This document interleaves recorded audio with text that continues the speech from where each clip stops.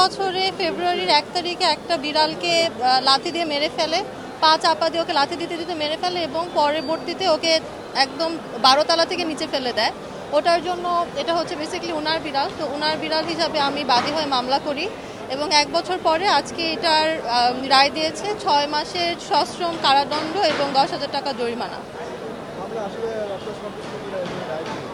হ্যাঁ, আমরা সন্তুষ্ট রায় পেয়ে, কিন্তু একই সাথে এটাও বলতে চাই যে দেখেন, এটা আমাদের 1 বছর ধরে আমার কোর্টে কিন্তু অনেকবার আসতে হয়েছে।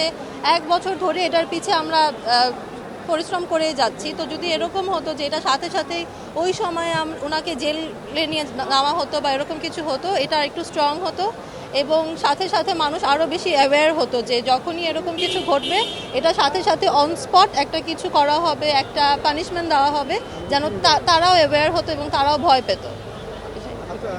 আমার এটাই বার্তা থাকবে যে অনেক সময় দেখেন যে সবাই নিজে করতে চায় না, বলে যে অন্য আরেকটা ফাউন্ডেশন করুক, বা যেই প্রাণী কল্যাণ যে ওয়েলফেয়ারগুলো আছে, অর্গানাইজেশনগুলো আছে, তাদেরকে অনেক সময় বলে। তো ওখান থেকে আমার এটাই বলার থাকবে যে দেখেন, যখন আমরা রাস্তায় দেখছি যে একটা পশু বা একটা কুকুর বা একটা বিড়ালকে মারা হচ্ছে, আমি এখানে দেখছি ঢাকা থেকে, আশেপাশে আরও জায়গায় ধরেন 600টা ডিফারেন্ট জায়গায় ডিফারেন্ট এরকম জিনিস হচ্ছে, তো 600টা কিন্তু কুকুর বিড়াল রাস্তায় পড়ে মারা যাচ্ছে, তারা কোনো এটার পক্ষে কোনো মামলার কেউ করছে না বা কোনো পানিশমেন্ট পাচ্ছে না।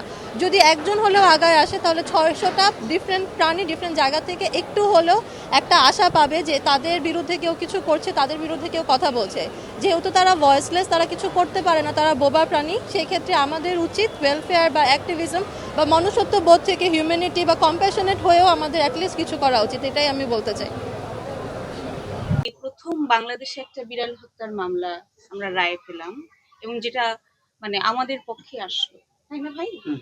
এবং সো এটা কিন্তু একটা দারুণ উদাহরণ আমরা সৃষ্টি করতে পারলাম সবাই মিলে। এবং একটা বিষয় যেটা এখানে সবার আগে লক্ষণীয়, সেটা হচ্ছে যে দেখেন, একটা ঘটনা ঘটেছে, সেটা আমাদের একজন নাফিসা আপা, উনি এটার জন্য মানে দিন রাত খেটেছেন এবং সেই সাথে এমিল ভাই সহ অন্যান্য সকল অ্যানিমাল লাভাররা কিন্তু একযোগে কাজ করেছেন এবং ওনার মতো মানুষ আছেন বলেই কিন্তু ঘটনাটা ঘটেছে।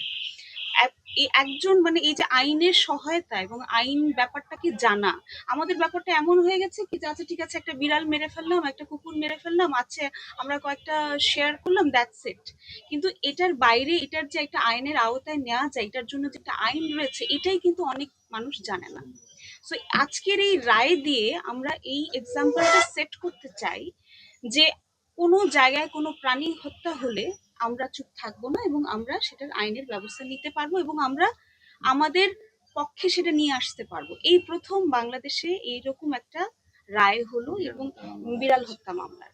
তো এর আগেও আমরা বোধহয় আরেকটা কুকুর হত্যা মামলার রায় পেয়েছি। সো এটা যে একটা সুন্দর মানে শুরু হলো, কিন্তু দুটো দিয়ে তো আসলে কিছু হবে না, এটা আসলে চলমান। কারণ আজ আপনি কালকেই হয়তোবা দেখবেন যে কেউ হয়তোবা আরেকটা বিড়াল মেরে ফেলেছে অথবা কুকুর মেরে ফেলেছে।